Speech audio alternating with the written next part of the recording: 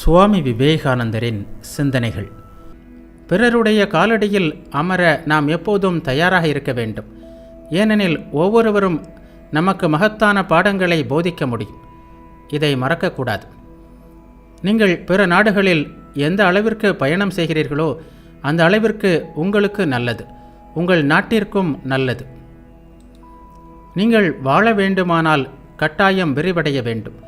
நீங்கள் விரிவடையாமல் நிற்கின்ற அந்த கணமே மரணம் உங்கள் தலைக்கு வந்துவிட்டது, ஆபத்து அருகில் வந்துவிட்டது. இந்தியா வாழ்ந்து வருவதற்கான காரணம் நாம் வெளி உலகிற்கு எப்போதும் கொடுத்து கொண்டிருக்கிறோம் என்பதுதான்.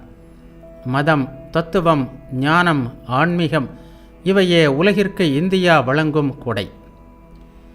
நமது மதம் பிற மதங்களை விட உண்மையாக இருப்பதற்கான காரணம் அது எப்போதும் யாரையும் இரத்தத்தால், வன்முறையால் வெற்றி கொள்ளவில்லை.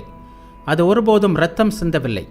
அதன் உதடுகளிலிருந்து வாழ்த்து சொற்களே, அமைதியும் அன்பும் கனிவும் நிறைந்த வார்த்தைகளே எப்போதும் வந்தன. இந்துக்களிடம் மட்டும்தான் சகிப்புத்தன்மை பற்றிய லட்சியங்கள் முதலில் பிரச்சாரம் செய்யப்பட்டன. இங்கு மட்டும்தான் சகிப்புத்தன்மை, அனுதாபம் முதலியவை செயல்படுத்தப்பட்டன.